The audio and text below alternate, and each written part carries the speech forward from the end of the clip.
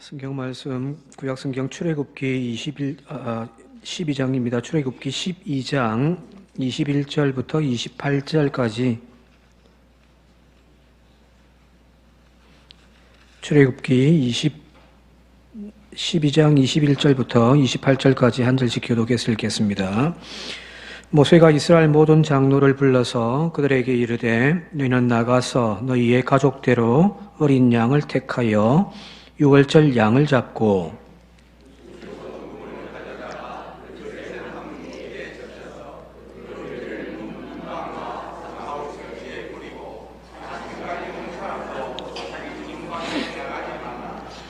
여호와께서 애굽 사람들에게 재앙을 내리려고 지나가실 때에 문 임방과 좌우 문설주의 피를 보시면 여호와께서 그 문을 넘으시고 멸하는 자에게 너희 집에 들어가서 너희를 치지 못하게 하실 것임이니라.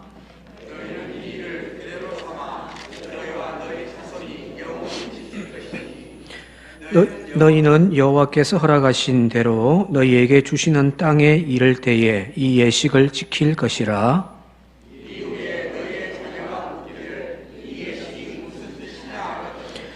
너희는 이르기를 이는 여호와의 유월절 제사라. 여호와께서 애굽 사람에게 재앙을 내리실 때에 애굽에 있는 이스라엘 자손의 집을 넘어사 우리의 집을 구원하셨느니라 하라 하매 백성이 머리 숙여 경배하니라.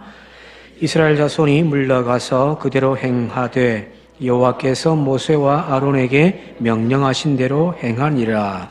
아멘.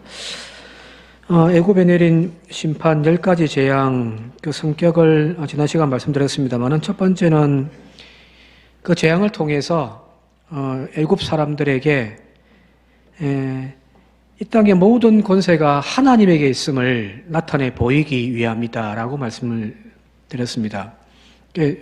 한 번도 들어보지 못한 여호와 혹은 야훼라고 하는 이름을 듣지를 못하니까 그가 어떤 존재인지를 알 수가 없잖아요.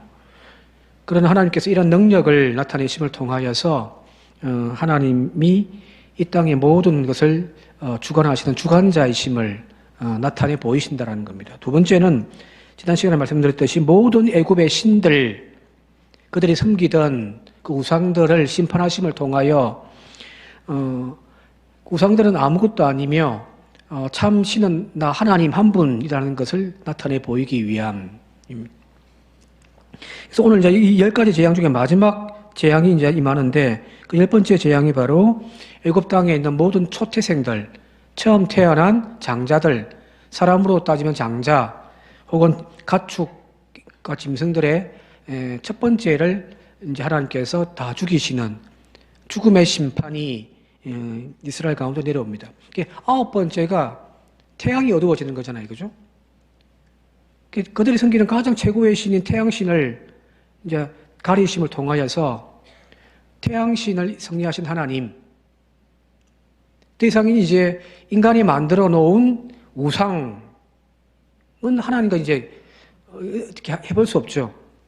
자, 그러면 이제 본질을 쳐들어가는 거예요. 본질이 뭐냐면 인간 자신이에요. 사실은 가장 문제가 뭐냐면 우리가 악을 이야기합니다만은 악이 아니라 인간 자체가 가장 큰 문제이거든요. 내가 무너지지 않으면 세상이 바뀌지 않습니다. 밖에 있는 나일강을 심판하시고 여러 가지 메뚜기니 이니 그런 심판들, 마지막에는 태양까지 심판하시는 그 모든 심판들을 다 한다고 할지라도, 세상이 뒤바뀌어진다 할지라도 내가 바뀌지 않으면, 내가 하나님 앞에 무릎 꿇지 않으면 여러분들 세상에 바뀌는 것은 하나도 없습니다. 마지막에는 우리가 정말 무릎 꿇어야 할 것은 뭐냐면은 바로 나 자신인 거예요. 하나님은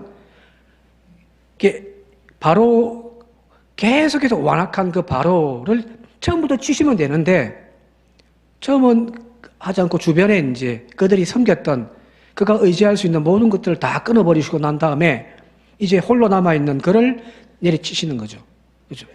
그게 바로, 애굽의 모든 초태생들을 죽이는, 왕의, 바로의 장자까지도 죽음을 당하는 그 심판입니다. 그래야 이 심판으로 말미암아 마지막에 이제 바로가 항복하는 거거든요. 하나님이 우리를 사용하실 때에도 그런 부분이 있지 않을까 싶습니다. 바로 나 자신을 치지 않습니다. 내가 의지하는 것들, 내가 지금 붙들고 있는 것들 하나하나 하나님 끌어가십니다. 마지막에는 내 스스로를 하나님 앞에 무릎 꿇게 만드시는 분이 바로 하나님이신 거거든요. 그래서 지난 시간에 말씀드렸습니다만 완악한 마음, 강팍한 심령, 그게 어찌 보면 하나님을 대적하는 가장 강력한 우리의 어리석음이 아닌가 싶습니다. 끝까지 목에 빳빳이 들고 있는 우리들, 빨리 숙이면 숙일수록 좋습니다. 자, 여기 보게 되어지면 이제 하나님이 내린 심판, 그 심판은 애굽에 대한 심판의 성격도 있지만 애굽을 향하여 하나님이 진노하셔서 심판하시는 그 심판의 의미도 있지만 동전의 양면으로 그 뒷면에는 무엇이 있냐면 하나님의 백성 이스라엘을 구원하시는 구원의 은총이 함께 있는 겁니다. 그죠? 애굽의 심판과 그 뒷면에는 이스라엘의 구원이 함께 가는 겁니다. 그래서 이스라엘 민족을 해방시키기 위하여 출애굽기 3장 또 6장이 보게 되어 그렇게 표현하고 계시거든요. 또 출애굽기 6장 7절과 10장 2절에 보게 되어지면은 이스라엘 민족으로 하여금 여호와의 능력을 알게 하기 위하여라는 겁니다. 예, 애굽을 향하여는 심판이지만 하나님의 백성에 대해서는 내가 너희의 하나님이며 내가 너희를 보호한다라고 하는 그것을 깨닫게 하기 위하여 애굽의 10가지 재앙이 내려졌다는 겁니다. 즉 10가지 재앙은 바로 하나님의 이스라엘을 향한 하나님의 은총, 구원하심의 은혜입니다. 이러한 사상이 그대로 녹여져 있는 것이 성경입니다. 심판은 곧 은혜입니다. 사랑하는 부모가 그 자식을 향하여 매를 들어 때리시는데 그 때릴 때 그 매는 심판이지만 그래서 이스라엘 백성들을 하나님이 망하게 하시지만 그러나 그 매 속에는 그들을 다시금 깨끗하게 정결케 함을 통하여 정화시켜 새롭게 하고자 하는 하나님의 구원의 은총이거든요. 우리가 이걸 좀 깨달았으면 좋겠습니다. 그래서 요한계시록 마지막에 가게 되어지면은 무서운 무시무시한 하나님의 심판의 이야기가 첫 번째, 두 번째, 세 번째에 나오잖아요. 7개의 재앙이 세트로 묶여가지고 3번 반복한단 말이에요. 그런데 그 세상을 향한 철저한 심판의 내용의 중간중간에 보면은 예를 들면 처음 4장이 이제 딱 천상의 이야기 시작되어지면서 이제 7장의 14만 4천에 대한 이야기 그리고 이제 14장 가게 되어지면은 요한계시록이요.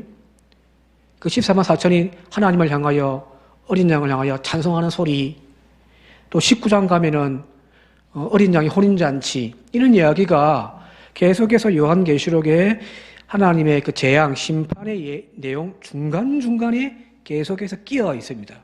이 말은 무슨 말일까요?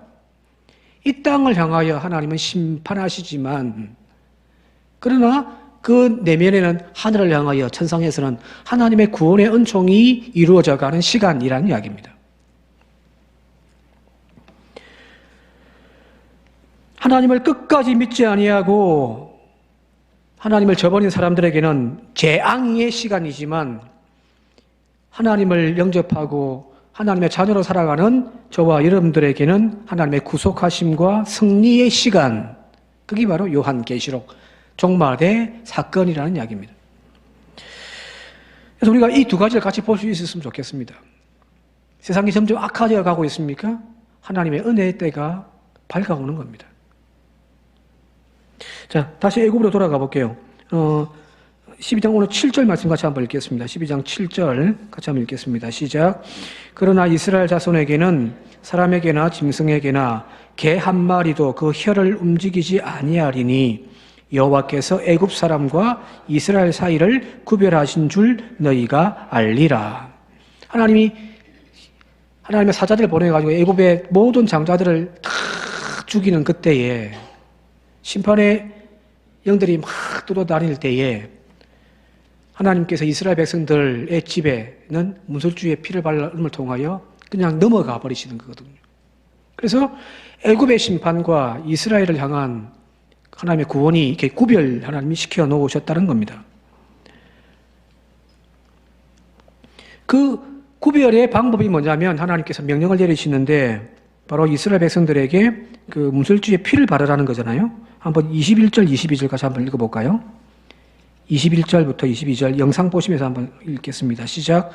너희는 나가서 너희의 가족대로 어린 양을 택하여 유월절 어린 양으로 잡고 우슬초 묶음을 가져다가 그릇에 담은 피에 적셔서 그 피를 문정 설주에 뿌리고 아침까지 한 사람도 자기 집 문 밖으로 나가지 말라라는 겁니다.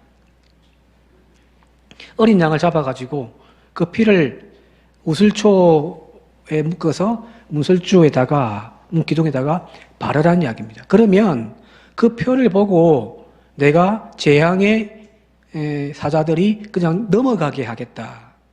그게 없으면 그 집에 들어가서 그 집에 가축이든 사람이든 모든 첫 번째 장자들을 다 죽이는 거거든요. 바로 이 어린 양의 피가 묻어있는 그 집안, 그 존재는 하나님이 심판하지 아니하시고 오히려 구원하시겠다라고 하는 거잖아요. 이것이 바로 유월절 어린 양입니다. 이 유월절 어린 양으로 오신 분이 바로 누구냐면 예수 그리스도이시죠. 유월절 어린 양, 세례를 받으러 예수님께서 유대 강야에 가셨을 때에 세례자 요한이 그 예수님을 향하여 뭐라고 이야기하냐면은 요한복음 1장 29절에 이튿날 요한이 예수께서 자기에게 나오심을 보고 이르되 보라 세상 죄를 지고 가는 하나님의 어린 양이로다. 여기서 말하는 이 어린 양이란 표현이 바로 이 유월절 희생제물로 피로 이스라엘을 구원한 그 어린 양을 뜻하는 거거든요. 예수님 향하여 유월절에 어린 양이다라고 세례 요한이 이야기를 하고 있는 거죠. 그런데 실제로 예수님이 이제 지난주 우리 고난 주간도 보내고 했습니다만은 십자가에 못 박혀 죽으시던 그 날이 언제냐면은 바로 유월절 하루 전이잖아요. 그죠? 이스라엘에게서 가장 큰 명절이 뭐냐고 물어보면은 그들은 유월절이라고 이야기합니다. 지금 우리가 보내었던 고난주간 그때 예수님이 십자가에 못 박혀 죽으시는 그 다음 날이 바로 유월절이란 말이에요. 지금이에요. 유대인들은 가장 큰 절기로 이 유월절을 지냅니다. 그런데 예수님께서 예루살렘에 올라가셔서 일주일 동안 지내시고 그리고 십자가에 못 박혀 죽으시는데 대제사장들이 곧 있으면 유월절 명절이기 때문에 이 명절날 사람을 죽일 수 없잖아요. 그죠? 그러니 서둘러서 우리가 예수를 죽이자라고 하면서 작당을 한단 말이에요. 그래서 서둘러서 예수님을 십자가에 못 박혀 죽게 하고 그 다음날 유월절 지나고 바로 그 다음날 이제 안식일 지난 첫째 날 주일이 되어지는 거거든요. 유월절에 십자가에 못 박혀 피 흘려 죽으신 그 예수님이 바로 구약에서 이야기하는 이 유월절 어린 양이 되시는 거예요. 주님은 의도적으로 이 날짜에 맞추어서 죽음을 향하여 올라가신 거거든요. 누가복음인가에 보게 되어지면은 예수님께서 그동안 보면 제자들이 항상 예수님 앞에 갑니다. 마가복음 1장부터 8장 쭉 읽어보면 예수님이 예루살렘 올라가기 전까지는 항상 제자들이 앞서갑니다. 자기 마음대로 가는 거예요.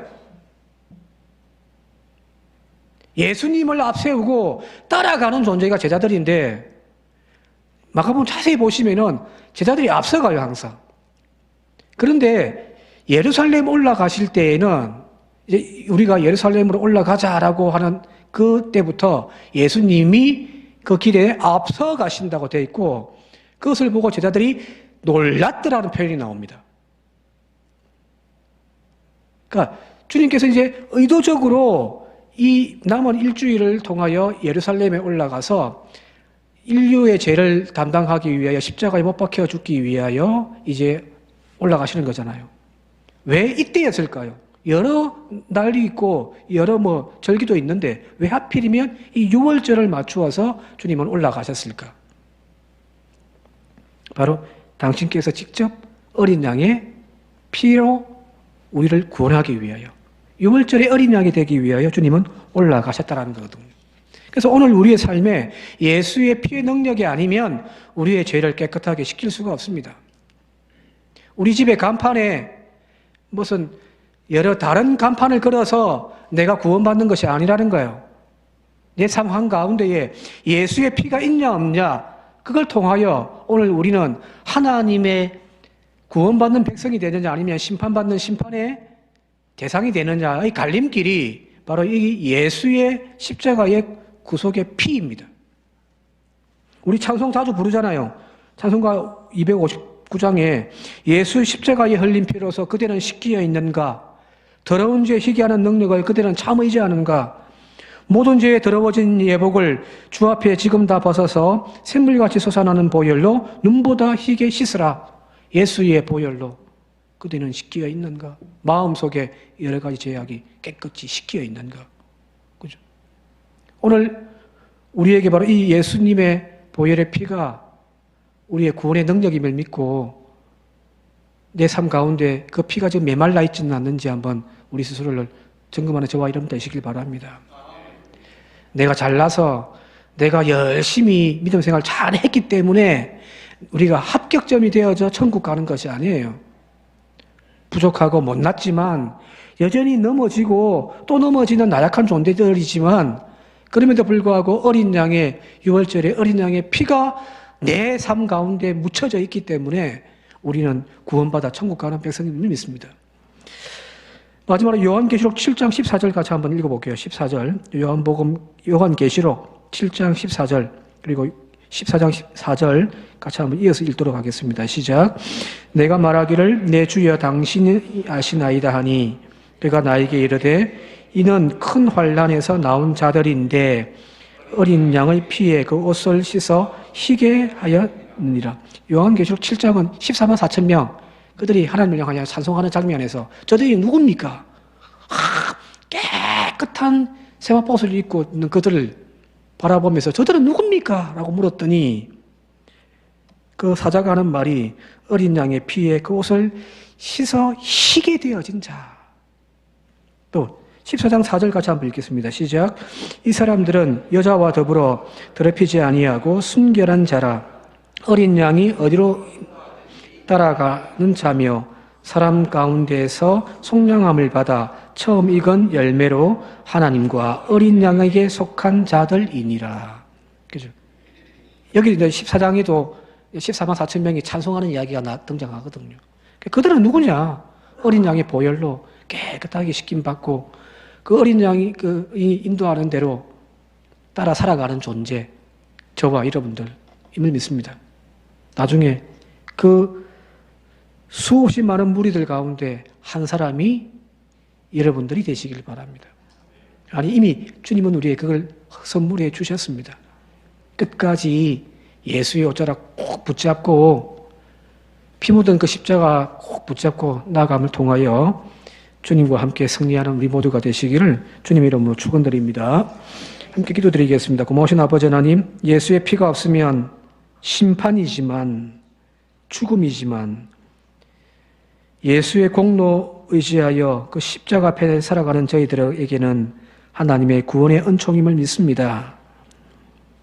내가 잘나고 내가 자랑할 것 많아서 구원받음이 아니라 예수의 피에 깨끗하게 씻겨진 세마포옷을 입고 있는 존재이어야만 구원받는다는 사실을 깨닫고 오늘도 십자가 단단히 붙잡고 날마다 이기며 나아가는 저희들 되게 하시고 우리의 예복을 예수의 피에 깨끗이 씻기며 그 세마포옷을 준비하며 살아가는 저희들 되게 하여 주옵소서. 예수님의 이름으로 기도드립니다. 아멘.